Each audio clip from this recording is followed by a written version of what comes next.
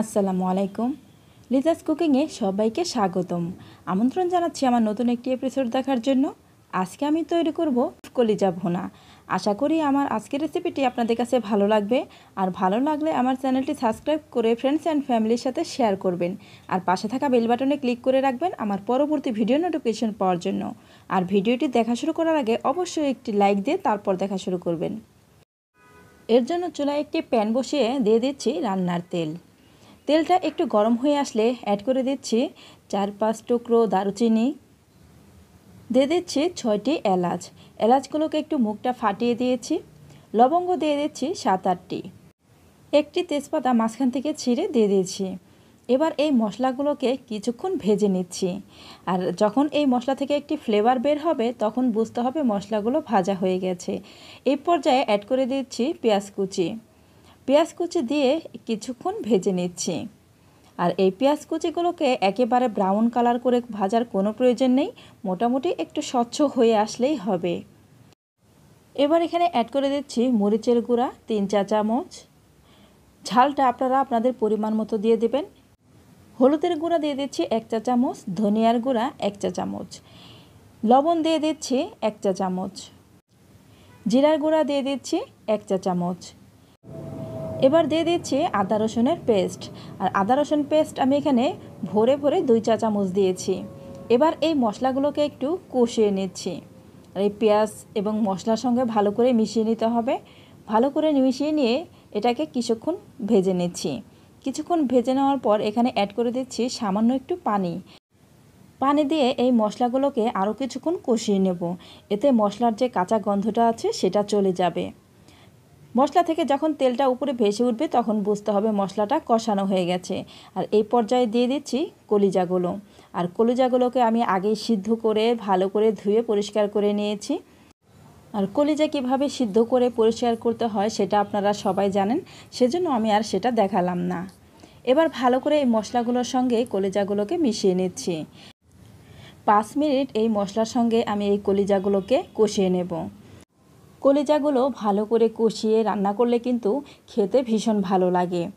এবার এই কলিজাগুলোকে আমি ঢাকনা দিয়ে ঢেকে 5 মিনিট অপেক্ষা করব। ফিরে আসছি 5 মিনিট পর। 5 মিনিট পর ঢাকনা খুলে নেড়ে দিচ্ছি। এই পর্যায়ে চুলার আঁচটা লোতে রাখতে হবে। আর লোতে রেখে এই কলিজাগুলোকে কষিয়ে নিতে হবে। এতে কলিজাগুলো কিন্তু খুব সুন্দরভাবে কষানো হয়ে যাবে।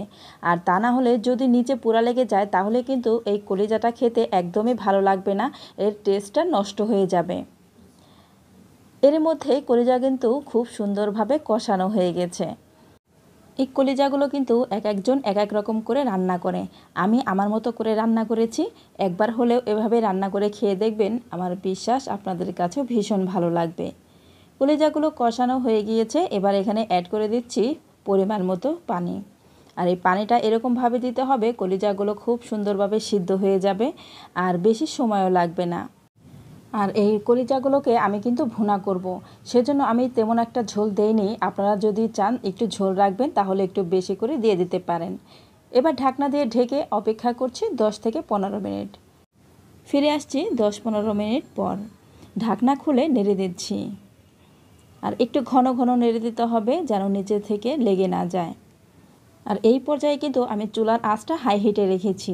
আর হাই হিটে রেখেই এখন কলিজাগুলোকে রান্না করে নেব। এই পর্যায়ে অ্যাড করে দিচ্ছি 6-7টি কাঁচামরিচ। আপনারা যদি একটু ঝাল পছন্দ করেন তাহলে কিন্তু আমার মতো কাঁচামরিচগুলোকে একটু ভেঙে দিতে পারেন। আর যদি ঝাল না পছন্দ করেন তাহলে কিন্তু এই কাঁচামরিচগুলোকে আস্তেও দিয়ে দিতে পারেন। এই পর্যায়ে অ্যাড করে দিচ্ছি 1/2 চা চামচ গরম মশলার গুঁড়ো। আর এই গরম মশলার গুঁড়োটা কেউ স্কিপ করবেন না, অবশ্যই কিন্তু এই গরম মশলার গুঁড়োটা দিতে হবে। এবার একটু ভালো করে নেড়েচেড়ে মিশিয়ে নিচ্ছি। আর ভালো করে মিশিয়ে নেওয়ার পর এতে দেখবেন খুব সুন্দর একটা ফ্লেভার বের হয়েছে।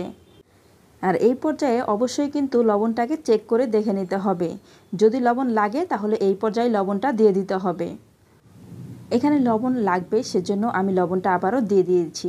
আর লবণটা দিয়ে ভালো করে মিশিয়ে নিচ্ছি। এবার ঢাকনা দিয়ে ঢেকে অপেক্ষা করছি 5 মিনিট। ফিরে আসছি 5 মিনিট পর।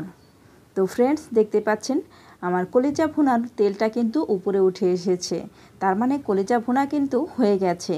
এবার একটু নেড়ে দিচ্ছি। এবার বাকি ঝোলটুকু আমি শুকিয়ে নেব। আর এখন আর ঢাকনা দিয়ে ঢাকবো না, এবার ঢাকনা খোলা রেখেই নেড়ে এই ঝোলটুকু শুকিয়ে নেব। এতে করে আমার এই কলিজাগুলো কিন্তু একদম ভুনা ভুনা হয়ে যাবে। আর যদি আপনারা ঝোল রাখতে চান তাহলে কিন্তু এই পর্যায়ে চুলাটা অফ করে দিয়ে নামিয়ে নিতে পারেন। এই পর্যায়ে আমি আবারও অ্যাড করে দিচ্ছি জিরা গুঁড়ো। আর এটা কিন্তু ভাজা জিরার গুঁড়ো, আমি এখানে আরও 2 চা চামচ দিয়েছি। জিরা গুঁড়ো দিয়ে এবার ভালো করে নেড়েচেড়ে মিশিয়ে নিচ্ছি। কলিজা ভুনাটা কিন্তু পুরোপুরি রেডি। আর এই কলিজা ভুনা থেকে কিন্তু খুব সুন্দর একটা ফ্লেভার বের হচ্ছে। আমি আপনাদেরকে বলে বোঝাতে পারবো না, অবশ্যই বাসায় এভাবে ট্রাই করে দেখবেন। আমার বিশ্বাস একবার খেলে বারবার খেতে চাইবেন। রান্না হয়ে গেছে, এবার চুলাটা অফ করে নামিয়ে সার্ভ করে নিয়েছি। তো আমার আজকের রেসিপিটি আপনাদের কাছে কেমন লেগেছে অবশ্যই আমাকে কমেন্ট করে জানাবেন।